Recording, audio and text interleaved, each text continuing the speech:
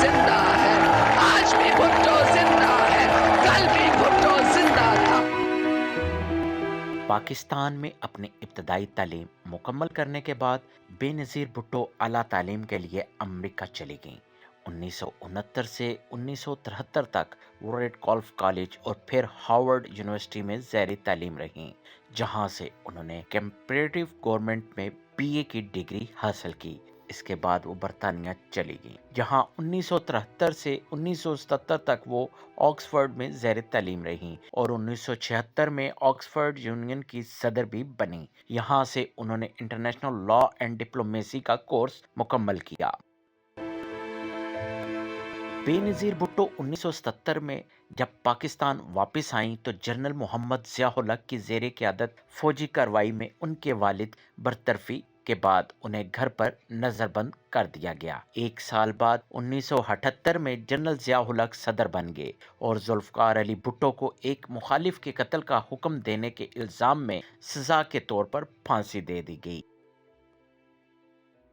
बेनज़ीर भुट्टो को Pakistan peoples party की क़यादत वालिद से विरसे में मिली। 1980 में इनके ख़ानदान को एक और सानिया इस वक्त पेश आया जब बेनज़ीर भुट्टो के भाई शाहनवाज भुट्टो को रिवाव में वाक़या उनके अपार्टमेंट में कत्ल कर दिया गया। अहले खाना का इसरार था कि इन्हें जहर दिया गया, लेकिन इस पर कोई मुकदमा दर्ज नहीं कराया गया। जबकि एक भाई मुर्तज़ा भुट्टो 1996 में जब इनकी बहन बरसरे इक़्तिदार थी, पुलिस के साथ फायरिंग के तबादले में इंतकाल कर गए। मैं समझती हूँ कि मोहतरमा बेनज़ीर भुट्टो का जो लॉस है वो सिर्फ हमारा पाकिस्तान का नहीं बल्कि वो पूरी दुनिया एक लीडरशिप से महरूम हुई है। वर्ल्ड रिकॉग्नाइज लीडर थी, उनमें लीडरशिप क्वालिटीज़ थी और उन्होंने पूरी दुनिया में अपने आप को मनवाया। अभी आप कभी मोहतरमा की पिछली जो तकरीरें हैं अगर वो उठा के सुने तो वो उसमें कहती थी कि पाकिस्तान जो है it's going to face the energy crisis. Benazir Bhutto को अपने वालदा की हमरा पाकिस्तान पीपल्स पार्टी की शरीक चेयरपर्सन मुंतखब कर लिया गया और बिल आखिर 1958 के इंतखाबात में वो वज़ीर आज़म बनने में कामयाब हो गईं। उस वक्त उनकी उम्र 35 साल थी और यूं वो दुनिया की सबसे कम उम्र सरबराह मुमलिकत और किसी इस्लामी मुल्क की पहली खातून वज़ीर आज़म करार पाईं। ताहम 20 माह बाद इन्हें सदर गुलाम ईसा खान के अहकामात के तहत करप्शन के इल्ज़ामात पर इस ओहदे से बरतरफ कर दिया गया। 1993 में वो दोबारा मुंतखब हुई, लेकिन इस बार भी 1996 में सदर फारूक लगारी ने इन्हें इल्ज़ामात के तहत उन्हीं के ओहदे से बरतरफ कर दिया। पाकिस्तान पीपल्स पार्टी वाहिद जमात है जो गरीब की जमात है, अवाम की जवाब है, मेरी जमात है, आपकी जमात है, वो गरीब की बात करती है।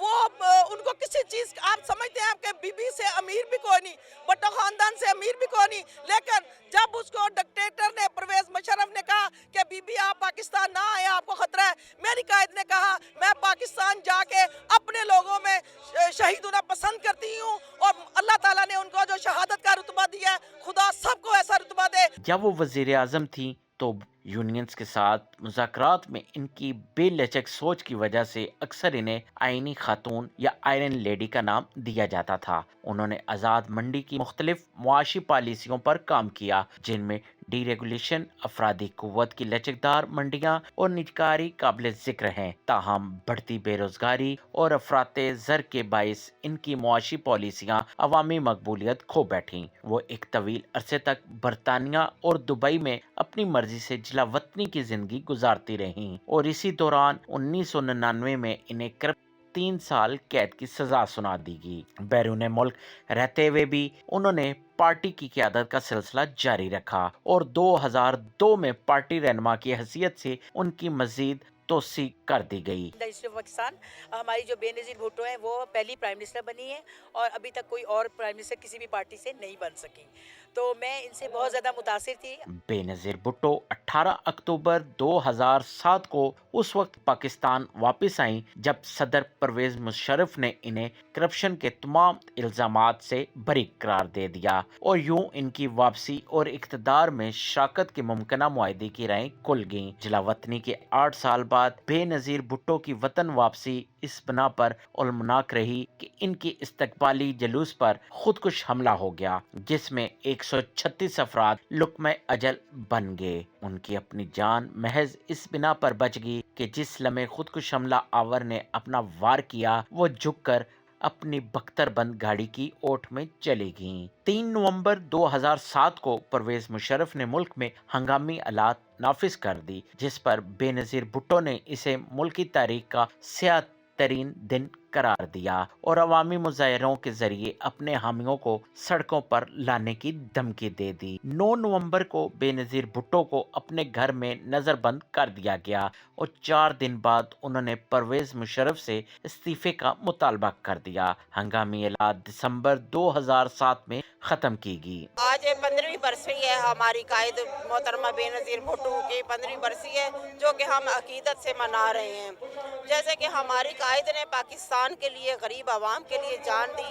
انہیں کہا گیا تھا کہ آپ پاکستان نہ جائیں، آپ کی جان کو خطرہ ہے، لیکن انہوں نے کہا کہ نہیں، میری زندگی میری موت اپنے لوگوں کے ساتھ ہے، پاکستان کے ساتھ ہے۔ وہ آئیں اور انہیں شہید کر دیا گیا، اور ان کی آج یہ وہ مقام ہے جہاں ہم کھڑے ہیں، جہاں ہماری بیوی کو شہید کیا گیا۔ 27 دسمبر 2007 کو راولپنڈی میں ایک تاریخی انتخابی جلسے کے بعد ایک حملہ آور نے بے نظیر بھٹو پر گولیاں چلانے کے بعد اس کو دھماکے سے اڑا دیا اور اس کارروائی میں بے نظیر بھٹو اپنی جان کی بازی ہار گئیں۔ وہ اپنے پیچھے بٹا ہوا ورثہ چھوڑ گئیں۔ ان کے پورے کیریئر کو مسلم دنیا کی خواتین اور انتہا پسندی کے خلاف عالمی جنگ کے حوالے سے ایک شاندار فتح تصور کیا جاتا ہے۔ جمہوریت کی خاطر ان کی کوششیں اور تمام تر جدوجہد تا دیر باقی رہنے والا وہ ورثہ ہے جس پر ان کے حریف بھی انہیں احترام کی نگاہ سے دیکھتے ہیں۔ آج پاکستان میں کئی یونیورسٹیاں اور عوامی عمارات بے نظیر بھٹو شہید کے نام سے منسوب ہیں، جبکہ ان کا کیریئر کئی لوگوں کے لیے ایک مثال کی مانند ہے، جن میں نوبل امن انعام یافتہ ملیلا یوسف زئی بھی شامل ہیں۔ غلام مصطفیٰ بٹی، کیپٹل ٹی وی، راولپنڈی۔